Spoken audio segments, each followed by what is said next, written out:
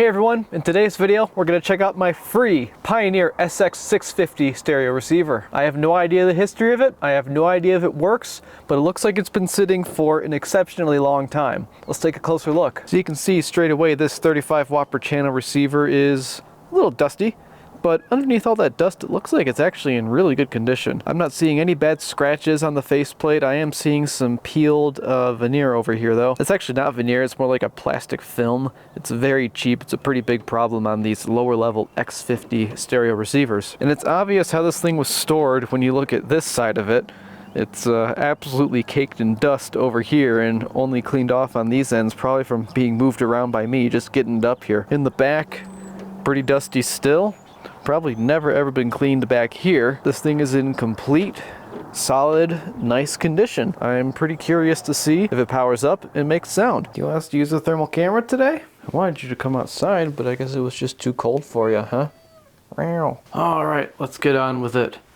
And fortunately for all the haters, I'm feeling reckless today. So we are going to power this thing up without the dim bulb. We're gonna go straight to mains and see what the heck happens. I was gonna make sure our power is indeed turned off, but we've already got our first problem here. So we'll have to just confirm that ourselves. Okay, B off A, power off. We'll throw this right into here, set it to line, and what do we get? Nothing. And we got a relay click. Well, that's incredible. So right off the bat, let me turn these lights off. This is obviously a higher hour unit because we notice the power light is not lit and only one or two of our dial lamps are lit. There's 3 of them under there and they're being diffused by a little plastic piece inside of here. So the next thing to do would be to switch the function to FM and see if we can get a stereo signal or activity out of our meters. Oh, there it is. We've got a stereo signal and our signal meter does move, but I do not see anything at all out of the FM tuning meter. That could be because we don't have an antenna hooked up. With our lights back on, let's turn around and check the speaker outputs for DC offset. For that, we'll just take our multimeter and we'll look at the camera viewfinder and make sure you can see it. Our A speakers are turned on. So on the left channel, we have 40 millivolts, and on the right channel we have 51 millivolts. That's really good. So that means I'm gonna hook up my speakers and we're gonna see what we hear. I heard nothing as I did that, which is a great sign. Let's turn the volume up here. Let's make sure muting is off. No signal. Could it be a dirty tape monitor switch?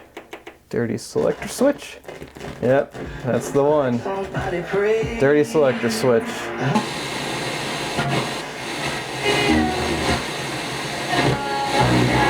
And now magically, we've got activity out of our tuning meter. This left channel is struggling, but if I do this enough, there we go, that's a little better. That could also be the relay too. There's the right channel. That's pretty wild, folks. This thing is in seemingly great condition and it's working.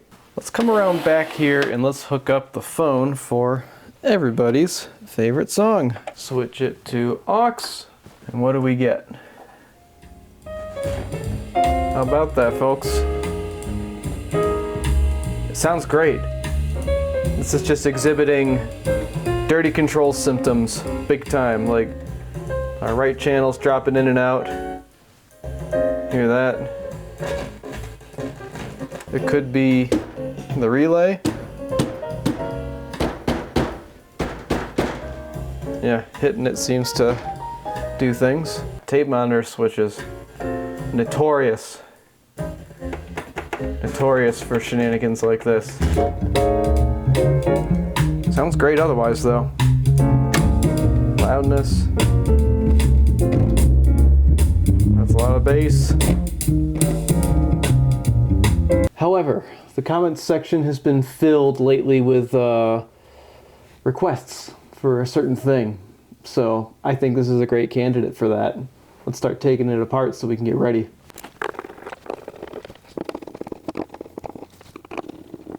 And what have we got inside?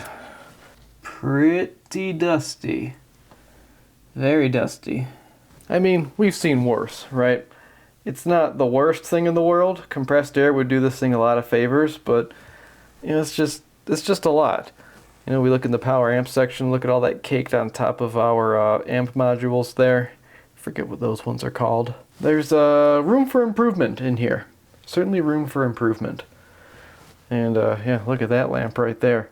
I don't think that lamp's going to be lightened too much anymore. You can pull them out like this and take a look. Yeah, that's burnt out. That ain't no good no more. Let's go ahead and get the faceplate off.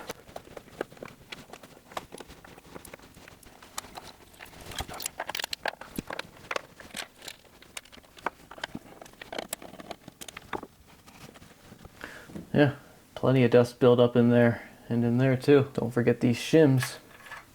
And let's get the bottom off.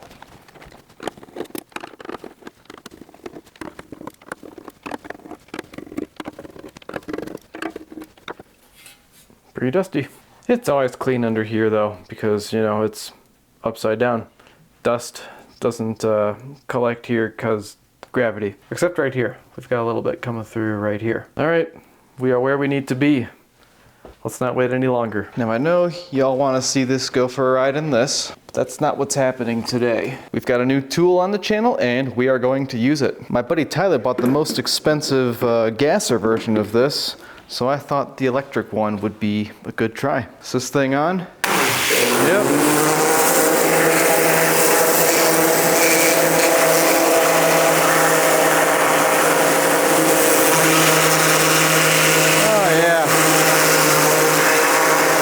Junk coming out of there.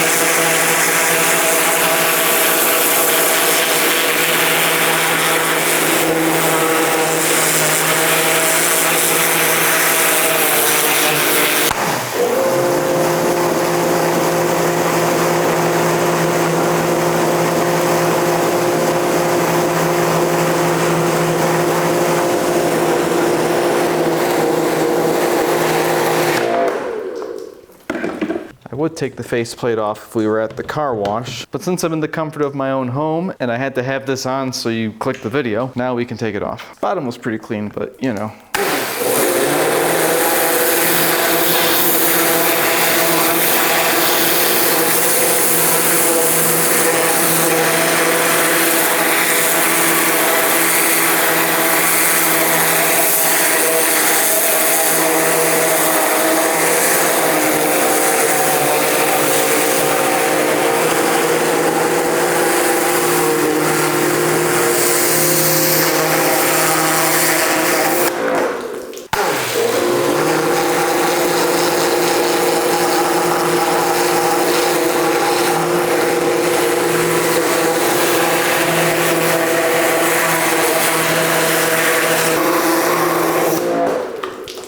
Probably get some of the water off at this table first.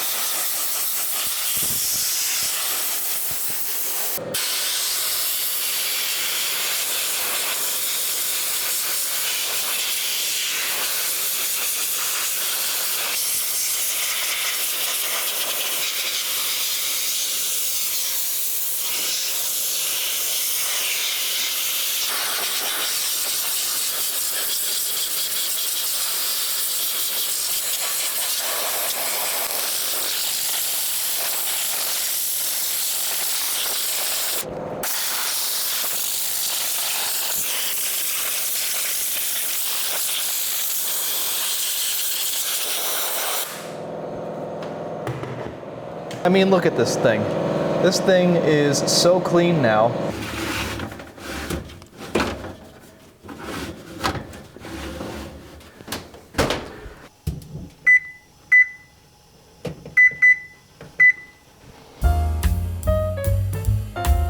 All right, we are back at the bench, and I just want to take a moment to marvel at the condition that this thing is in. That circuit board had no color before, and now it is a brilliant, brilliant green, showing all the traces and whatnot. The capacitors look really clean, transformer is spotless.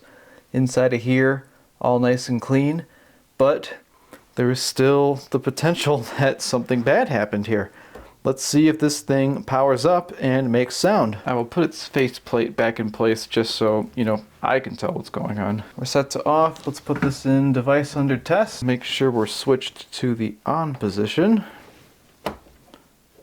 which we are. Well, I guess I'll do dim bulb first. We'll throw this in dim bulb.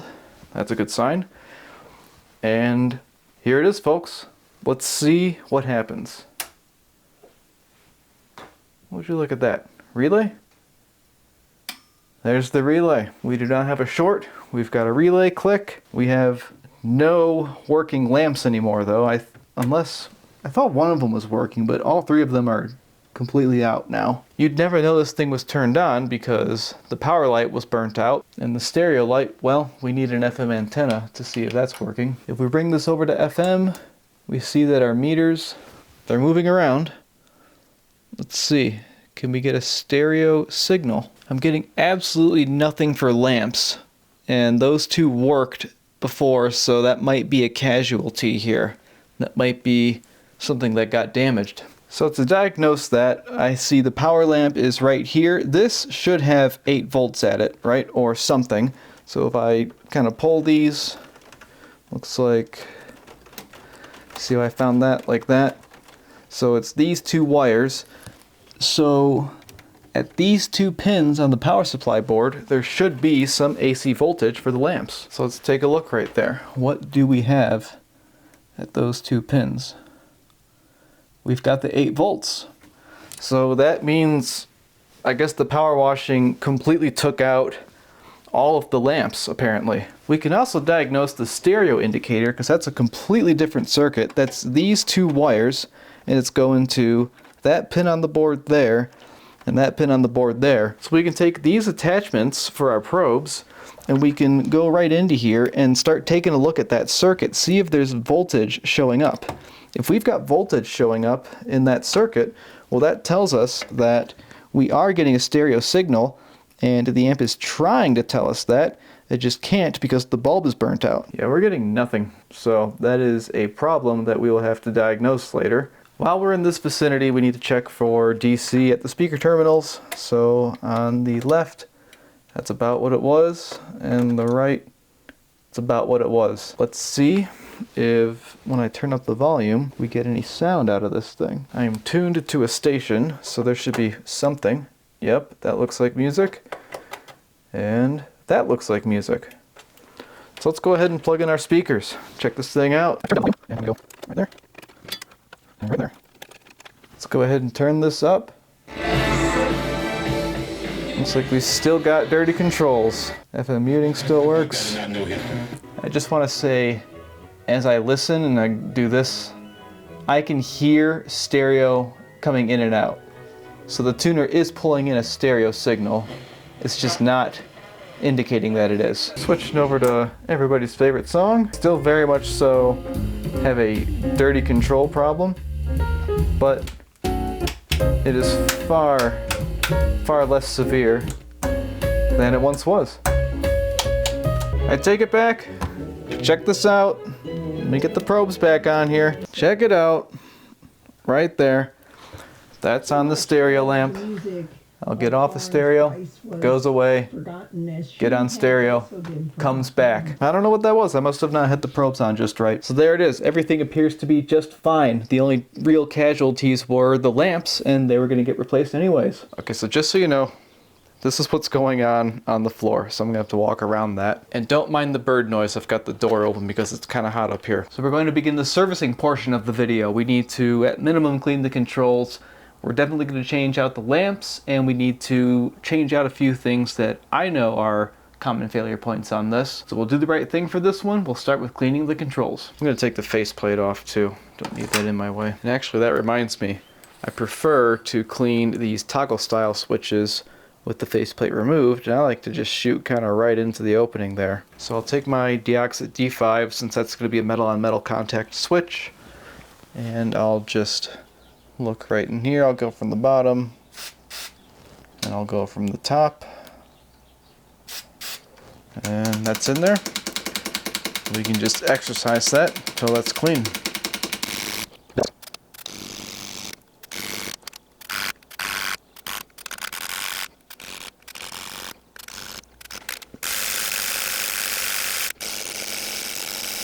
Alright, I've turned it around, and the next one we're going to work on is the selector switch, which is right here.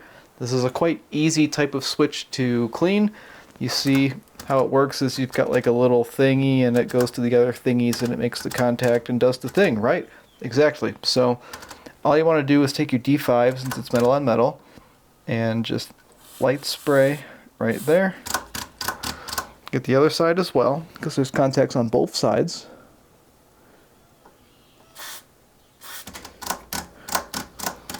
Move on to the next wafer. And the other one.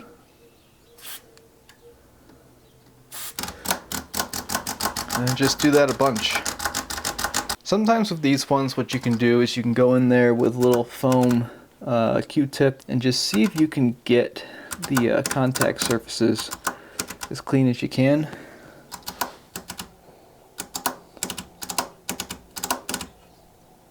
Yeah, like right there. Even though I cleaned out the switch with the D5, all that stuff is still there. So you might want to try doing both of these, right? Yeah, the reason I say use the foam one is because if you're using one of the cotton ones, some of those cotton fibers might come off and they might get stuck in the stuff, and that would be bad. Yeah, so now that I've done that, I think I'll give it one more helping of the D5. Not much though, because D5 is expensive.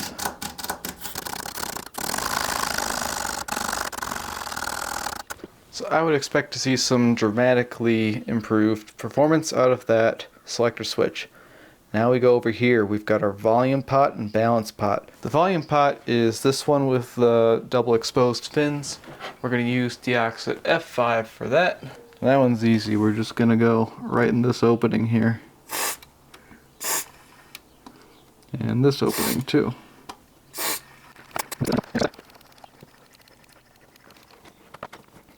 Maybe we can be fancy and drop some of this stuff in there real quick. That kind of work its way through.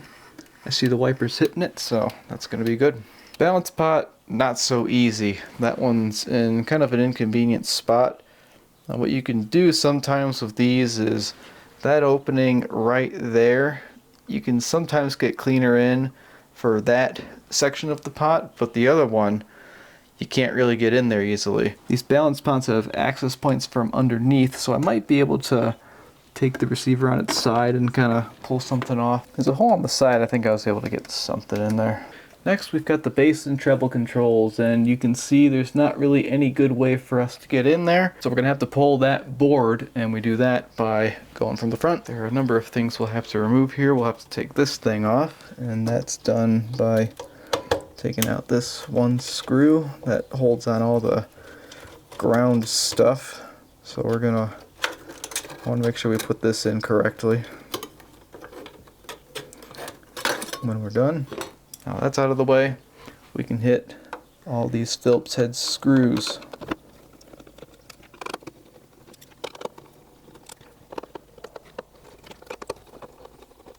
This is classic Pioneer construction here. This is never a great experience. Might want to move the headphone jack out of the way as well. The headphone jack screws are shorter than those of the preamp board, so I want to make sure those stay separate. And sometimes there's just not enough room, so you gotta take this thing off too, or at least loosen it so you can get some bending action.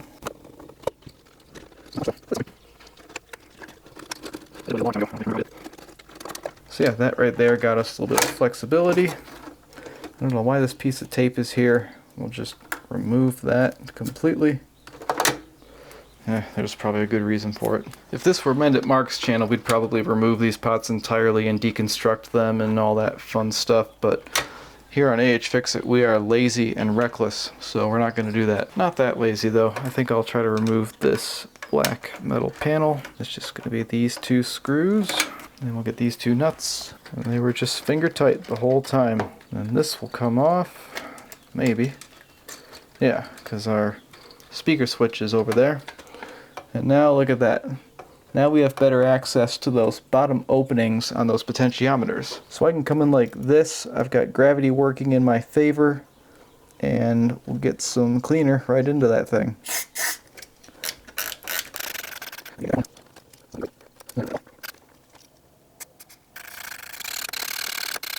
And if I rotate here, this one was so far packed in there we couldn't really get the hose on it, but now we can.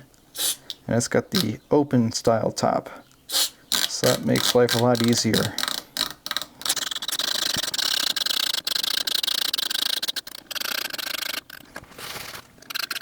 Every time I'm done with these notched ones, I always go 1, 2, 3, 4, 5, and that makes me certain that it is at the center position. 1, 2, 3, 4, 5. So now we're at flat, if you will. Some fun facts about this board. This is your preamp board, and we use little IC chips for the preamplifier here. They are the TA7136P. These appear to be working, so I'm going to leave them alone. However, while we're under here, there's like only 7 caps. This board was kind of a pain to get out, so I'll check them and replace them if I see anything wrong with them. And for that, we'll just use this little guy. It's just an ESR meter. Not going to tell us the full story, but it'll give us something to go off of. Check these orange guys. These are known for crapping out. That one had an ESR of 6.2 ohms. Let's see if a new one has something lower than that.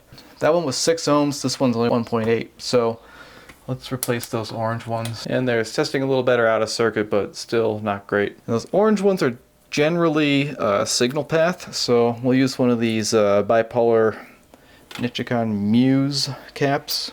I know we're kind of skipping ahead here in a way, but this is very much so a while you're in there endeavor. I don't want to have to take this thing back out and back apart again. You also notice there's 2 little blue guys in here. These are tantalum capacitors, and people don't like them very much, so we might as well replace those while we're in here too. So you can see one of these tantalums right here tests 0.56, 14.1 ohms of ESR. That's quite high. And here's a brand new film replacement, 2.5 ohms instead. I'll take that.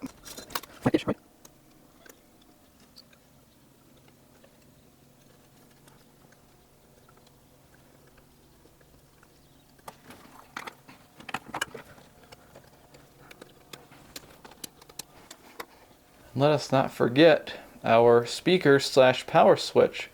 That's this knob right here. So the way this works is this back portion is the power switch and this portion right here is the speaker switch. So we will want to put a knob on here so we can turn it. Then we'll take the D5. This works just the same as the selector switch. We'll just go in there and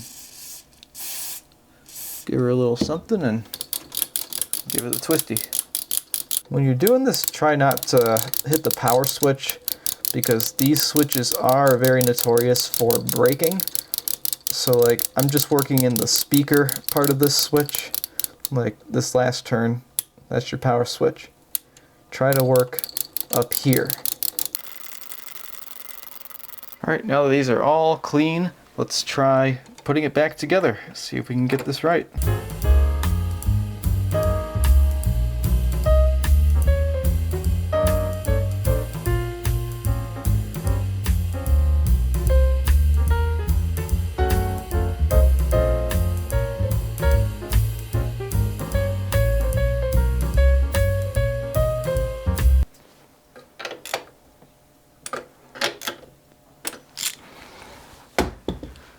Flip this thing over and see if we're performing any better. We were just messing around a bit, so let's go to dim bulb. Well, not quite. I want to turn the thing off first. It's off. Dim bulb. And that's a good sign. That's a very good sign. And with the speakers reconnected, has grown into a legacy right here in the Gallatin Valley. Hi, this is that's much better. Looks like we got the balance knob cleaned really nicely. Treble's clean. Bass is clean. And most importantly, the volume is clean.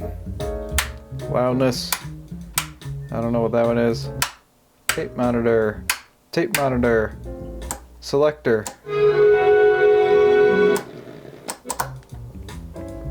This thing's back, baby. On the SX-650, there's only 5 lamps. 1, 2, 3, 4, 5.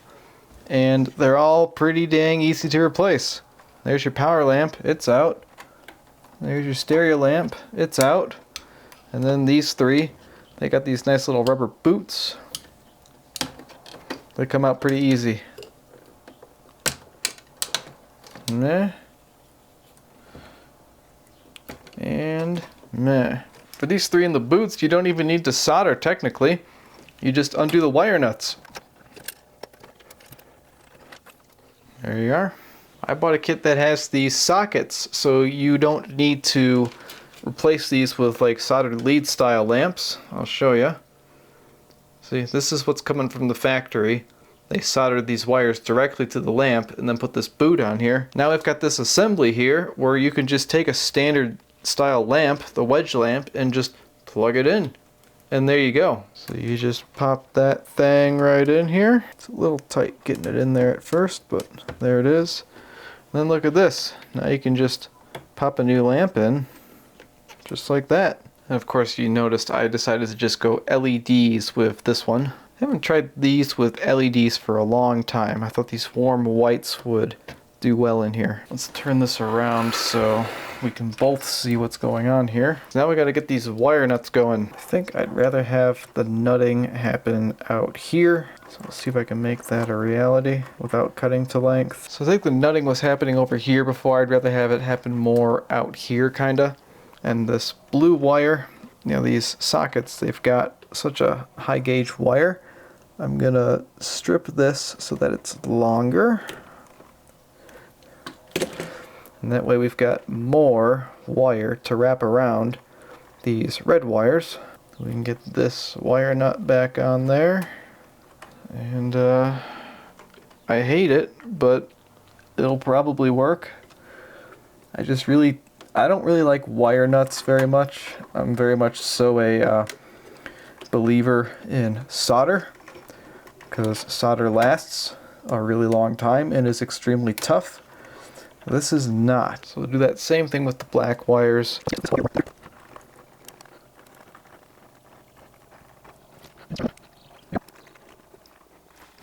I think what I'll do is I'll wrap each one in electrical tape because there is a little bit of conductor sneaking out of each one.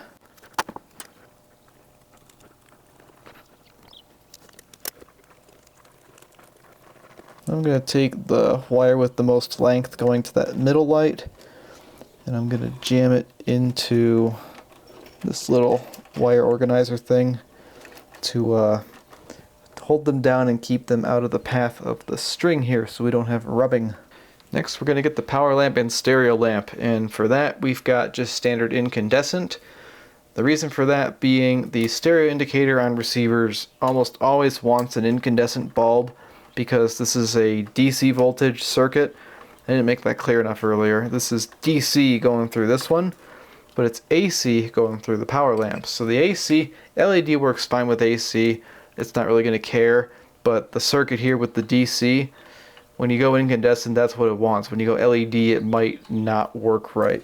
I'll just route our new lamp in right here. So we're pulling the old one out, and we see that it attaches right here. So let's route our new wires into the thing. They are long enough. In fact, I don't think I'm even going to trim them. I'm just going to solder them as is. By the way, that right there is damage from the power washer, that missing label on that capacitor. But what we're going for is this third one from the camera. We'll just take that off. And then, oh, that one's soldered. I might just heat that up and see if we can get that to come off. Yep. And like I said, this is an AC voltage circuit, so it does not matter the polarity that you use here.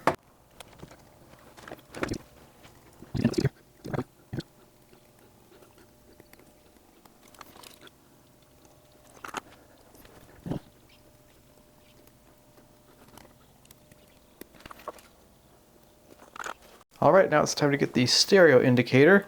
We pulled that out from right here, and we see we attach at this post right here, pin 20 on the board. We'll just rip that out. So we gotta go to pin 20, and then over here, pin 12 it says. We can take the new lamp and just kind of pull one of these numbers until we've got appropriate lead length. This is going to be way more than enough, cutting right here. And we'll strip those wires. I'll twist this and then start working on the pin 20 connection. One little trick you can do is you can take your smallest screwdriver out of your set here and then just kind of wrap the conductor around it nice and tight. Kind of scrunch it together. And then you can take this and slide that right over your pin. And we'll go ahead and give that some solder. Hopefully I didn't just put my head in that shot. I may have. Now we'll do the same thing for the pin 12 side.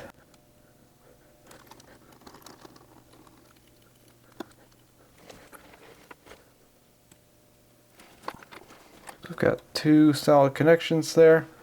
Just kind of give these guys a little bit of twisting action, not that that's required or anything. So we'll go underneath that red wire and then just kind of put that in there. Perfect. So with the lights reduced, let's check out this thing's brand new look. Wow, check that out. Nice and bright for the LEDs.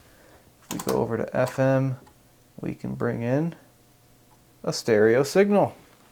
How about that? Yeah, this thing's going to be a real looker once we get that faceplate polished and back on there. So we've done the controls cleaning, we've done the lamps, we did a little bit of preventative capacitor replacement on the preamplifier. I'm going to flip over and let's check our filter capacitors, make sure their capacitance value is ideal. Except to do that you got to remove this board or figure out which wire is which. But since we understand Pioneer receivers and where the filter capacitors go, we know that these wires right here are actually what's coming off of our filter capacitors. We've got our positive and negative rails for each channel going to our amplifier board. So what we can do is we can take this thing, we can connect to ground, but then we can put the other one on the orange wire, and that's going to give us one of the capacitors. That gives us 9600 microfarads. It's a little bit high, but not terrible. I mean, I'd rather it be high than low, I guess. Again, it's just an ESR meter. It's not giving us the full picture. And the other one gives us 9,000 microfarads. So they're both sitting a little bit high. Those caps are rated at 8,000 microfarads, but I'm not doing a restoration and this thing appears to be working okay. So I'm going to leave those be. I want to undo this briefly so that we can get a better look at the power amplifier section. So on this you've got one Phillips screw and then one of these little plastic things. Don't really know why they didn't just do two screws, but okay. Just pinch it from behind and push it out. And what that allows you to do is kind of pull this back a little bit, get a little bit of room to see. I just want to talk about this real briefly because the SX-650 has a pretty interesting setup here. We've got dual SP40W power packs in here. Those are good, I think. And then if we look further in here, at the very bottom there's the power amplifier board. There's not much going on. You've got the relay right there. I don't hear anything bad coming out of the relay, so I'm going to leave that alone. And then these weird looking guys right here. This is a 5-pin transistor pair essentially. They've got a common emitter. Some people say replace these the minute you see them, and I might be leaning toward that right now because I see that black oxide on the legs there. So I think that's what we're going to do actually. We're going to pull these and we're going to replace them with matched KSA 992s. I was reluctant because DC offset on this amp was actually really good, and that's what controls the DC offset is these guys. The notable thing about power amplifier adjustment on this thing is there is no adjustment. There's no bias adjustment, there's no DC offset adjustment, it just is what it is. You need to match your components and make sure they're right. So it's very important, especially on an amp like this, that you get a matched pair in your differential pair transistors because there's no adjustment to compensate for a mismatched pair. So we're just gonna go ahead and do it. So flip it on its side. Short of completely disassembling the amplifier, there's no way I'm going to be able to easily show you how I get these things out. So there it is, the A798. Let's give this thing a test on the transistor tester. So you can see right here I've got the first 3 pins on here, and it's going to come out to be a PNP transistor. Right there. Base collector emitter, so common emitter, gain of 284. So let's switch our red one to the far end and our green one to the other collector or whatever. What was that, 284? 287. So this is actually a pretty good component. Not bad at all. But we need to make a replacement because we've got all this black stuff on these leads, and that is corrosion or oxidation. It's not a good situation. So we're going to whip out the KSA 992 collection, and looks like I need to do some more matching. Alright, I found 2 matched pairs, barely. I thought I had a bunch of 992s in stock, but I've got a bunch of 1845s in stock, which is the complement to the 992. I haven't ordered a KSA 992 since 2018. I looked it up, so shame on me. Anyways, these are ECB layout transistors, so we need to make a common E emitter. So we gotta take one facing this way and one facing the other way so that their E's are common, and then we need to twist the E's together. I'll just kind of go for that with the pliers here. We'll take one of them and kind of move it out of the way. We want to have that little twist right there.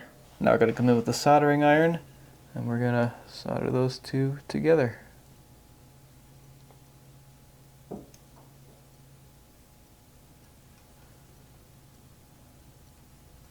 We'll take our little snips here and we're going to clip off that one.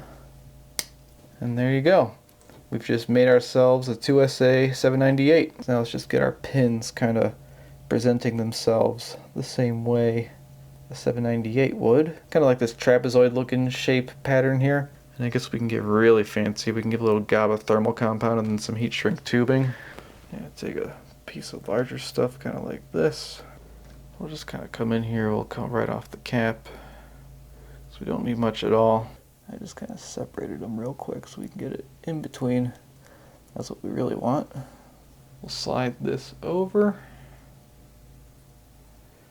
then hold it with pliers, and then light it on fire.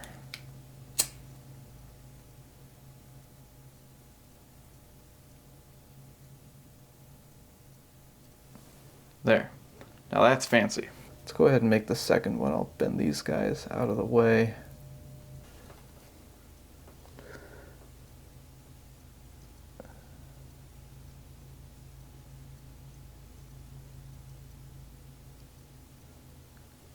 Because you want these thermally coupled so that they track together with changes in load, get hot and cold together, so that their gain stays the same together. And this heat shrink just kind of holds it all together.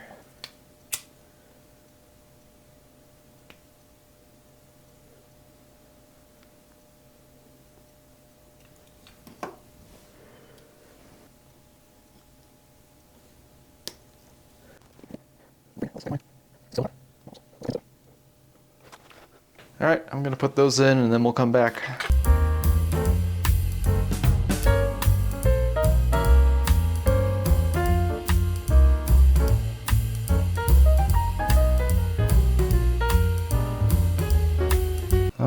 they are in. Now at this point, we could be proactive and replace, all of these capacitors, but the amp is working.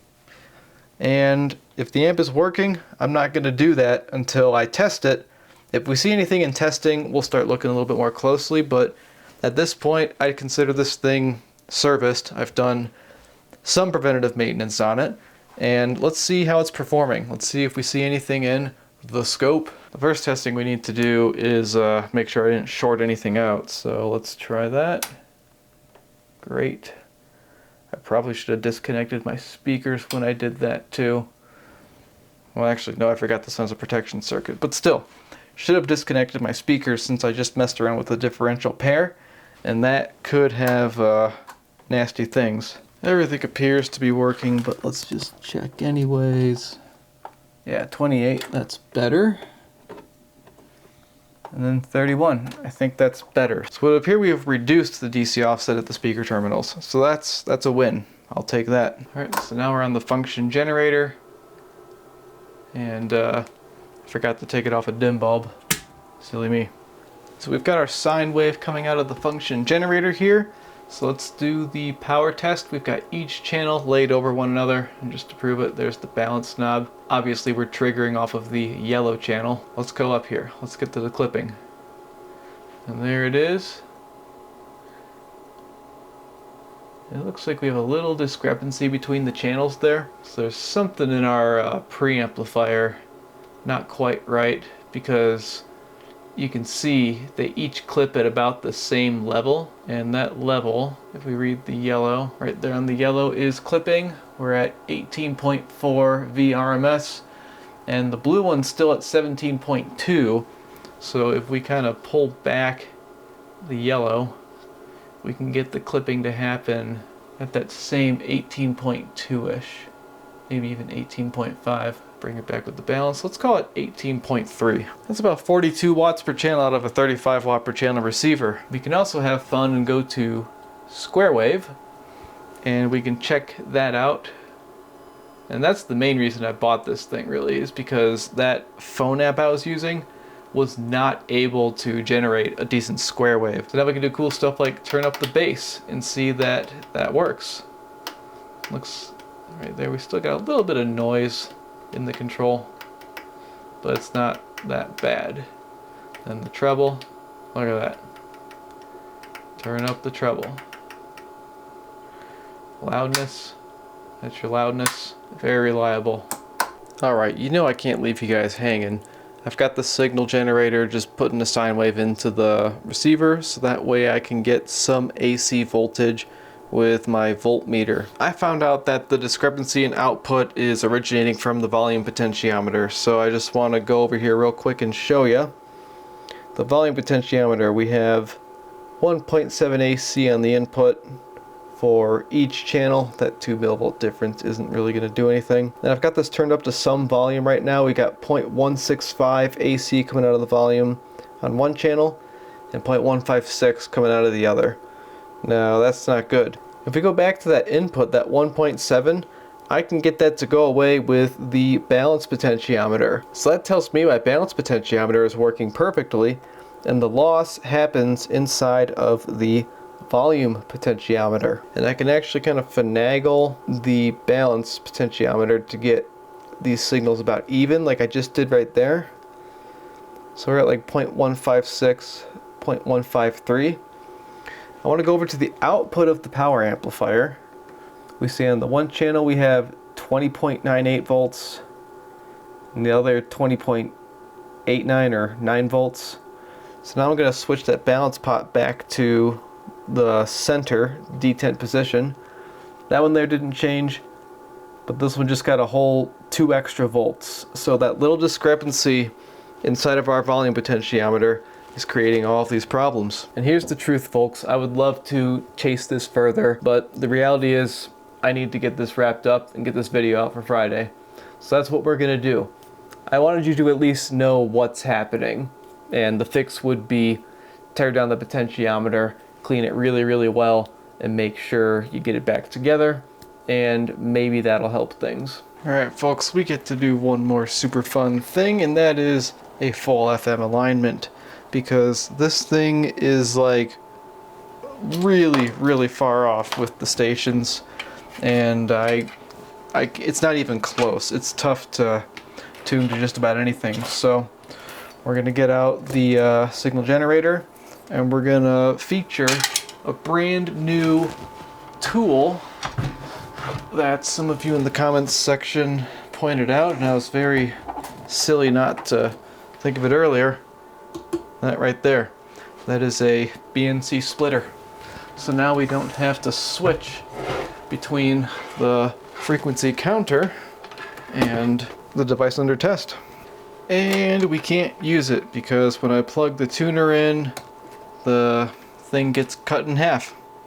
So that's lame. So we'll have to look into BNC cable theory for that. Wonder if anybody has an answer to why that's happening. Please enlighten me in the comments section. When you plug these both in, the frequency gets cut in half. And we don't want that. There's a few things I'm checking here before I get started. One, I'm going end to end with the dial, and I see that it ends pretty much right there where it should, and that our tuning cap is completely closed. We're checking to see if the string moved along the pulley in a bad way, and it did not. It's pretty much dead on, and we see that that's fully open. So we know that we do need an FM line, but we can't just do like the fudging. Like, I'll fudge a lot of tuners for this sort of thing to get the dial kind of accurate-ish, but for this, we can't be doing that. So step one in the alignment, for the receiver at least, is it wants us to set this to 90, and it wants us to set this thing to 90 as well. So I'm going to set it to 90. SX-650 manual is pretty good.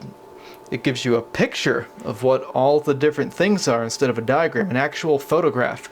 Then it wants you to put an AC voltmeter on the record out for some reason. Either channel, doesn't matter. We'll see what that's all about later, I guess. But for now, let's switch to load so we can get our output on the scope here. There, that's music or static or something, so we don't need that for now. I'll be looking over here for the instructions, and you can follow along with your own service manual. Alright, step one, like I said, 90 megahertz, 90 megahertz, and then we're going to adjust L3, which is this one right here. And we're going to adjust that until we get a reading, and we see the 90 megahertz. So we're at maximum signal output. I have to switch over, unfortunately. And if I turn the volume up, we see no sine wave. And for the time being, I'm going to use the speakers to listen because I want to make sure I don't miss it, because I have that set automatically and it might not be set for The North Carolina chapter of the American College of Surgeons.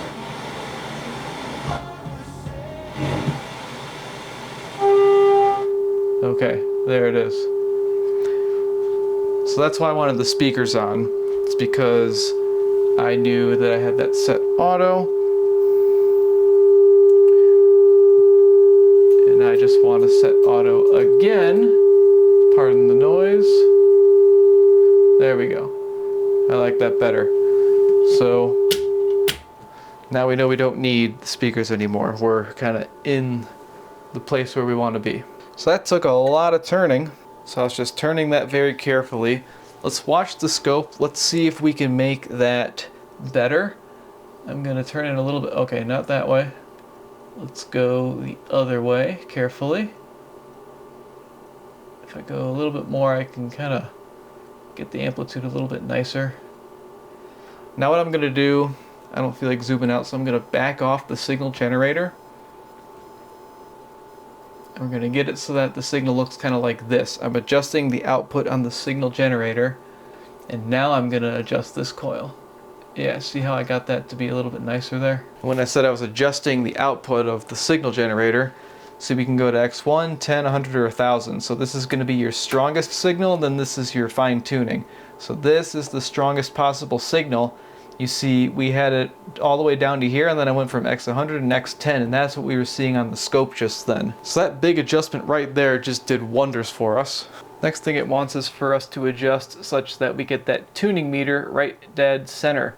And we do that by adjusting the lower core of T2, which is that one. See, there's 2 cores inside of there, and we need to use this part of our tool.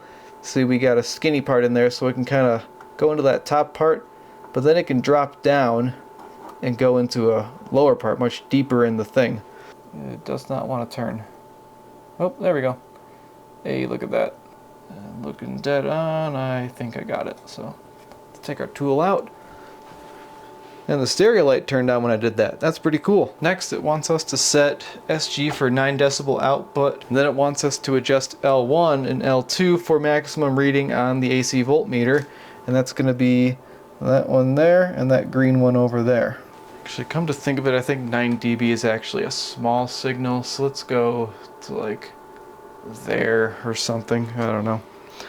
And now let's adjust those coils for maximum reading on our AC voltmeter. That does pretty much nothing. And that's because I had the signal too strong. I just turned it down. So now I can adjust this and get like 0.477. Then it goes back into 0.46 something. Now let's go to the other one, the green one. I'm not really getting much of anywhere with that one, so we're just going to leave it where it is. All right, new frequency time. It's time to go to 106. Now it's time to hit up 106 over here. And let's see if the radio catches that. Oh, it does not. We've got another pretty big adjustment to make here. All right, we're adjusting TC3, which is the one just above that orange coil. Bring in TC3 right there. Ooh, TC3 is extremely sensitive. That's pretty good. I'm gonna bring that signal down a little bit. There might be some room for improvement here, but I might be getting a little bit too optimistic. I might never get this back.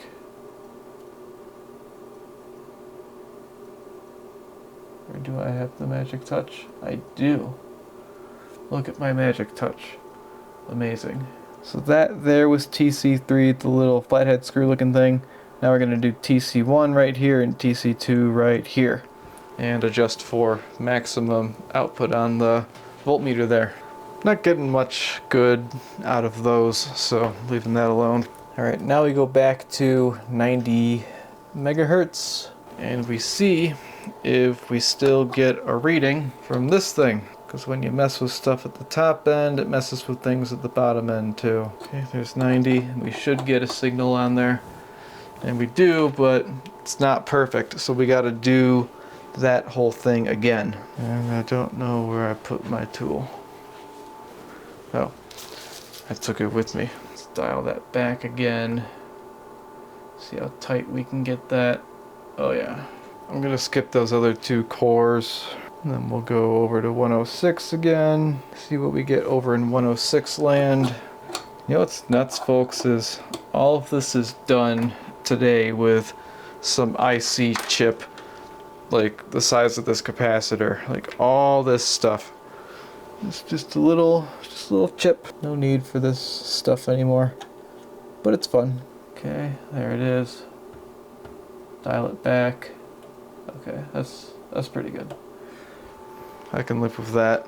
Okay, then we'll go back to 90 land. See if we're balanced yet. We just gotta keep doing this until the 2 like each other and they're satisfied. There we go. That's what we're looking for. Maybe just the smallest adjustment in there. Alright, one more trip to 106 land. See, I can't keep doing this all night. Like, I gotta pick a point where it's like, alright, we're close enough. Now we're adjusting T1 for maximum sensitivity. And how do we do that? I'm just gonna adjust T1 for maximum AC voltage over here. Yeah, I like that. Now it wants us to detune to noise. So let's detune. And that is noise. Just wanted to be sure. And then we're going to do that double core T2 thing again. And then we're going to adjust this to be in the center like I showed you earlier. So let's go through top one, then we're in lower one. It's in the center. Alright, now it's getting exciting. We're going to 98 megahertz. The middle of the scale. Let's get our SG to 98 megahertz and confirm that it is at 98 megahertz. Yep, that should be it. And when I plug this in, we should see it. I turn the volume up. Yeah, there's 98 megahertz. So I'm going to set my dial to exactly 98 on here as I see it. And then I'm going to move the signal generator. You can see I can go wee with the tuning meter. I'm going to make sure that's right in the center, because we just made that tuning meter centered, so we know that that's working perfectly.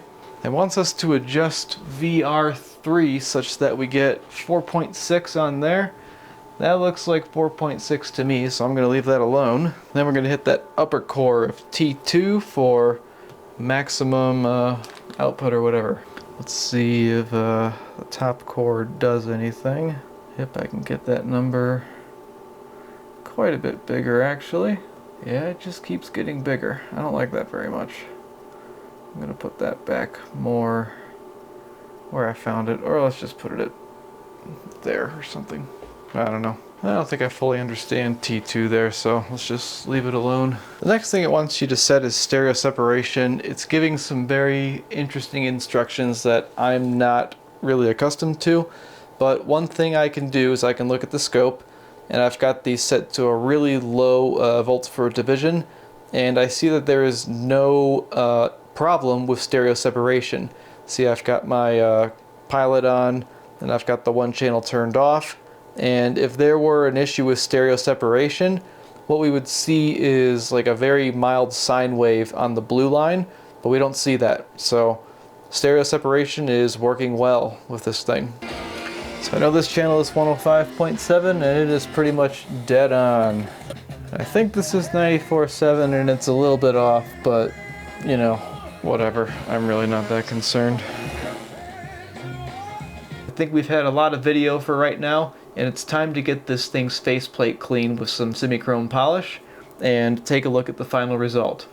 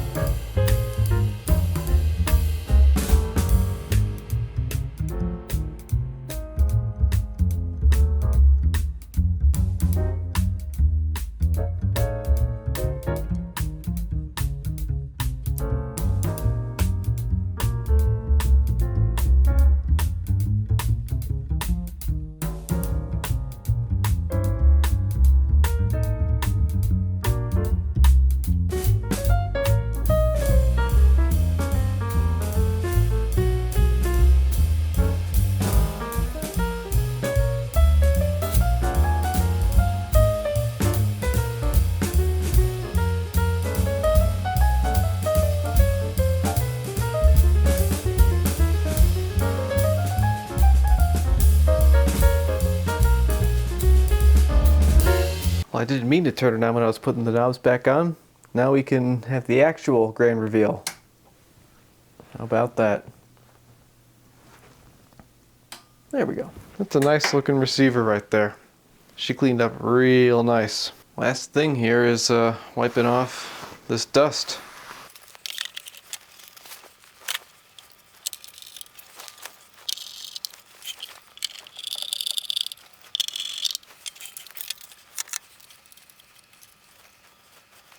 Man, just look at that thing. Even the top cleaned up nice with just a little wipe. And there's our few components we replaced. Could have replaced a lot more, but that's just kind of how things went down in this video. We knew the preamplifier, this would be a good thing to do since these are known failure point components in an area that's not so easy to get to. And these guys are known failure points too, and it's very important that when you got one of these power pack amplifiers, your differential pair is healthy and stable. So that'll probably get a little bit more life out of our power packs here. And most importantly, there it is. Sounds great. So that is it for today's video. Thank you so much for watching. I hope you enjoyed watching the power washing of this SX-650 and the repairs that followed it. Maybe someday we'll get to that volume pot, but until then, that's a video. Thank you to my subscribers, and thank you to my members who get early access to videos, just like this one. I will see you in the next one.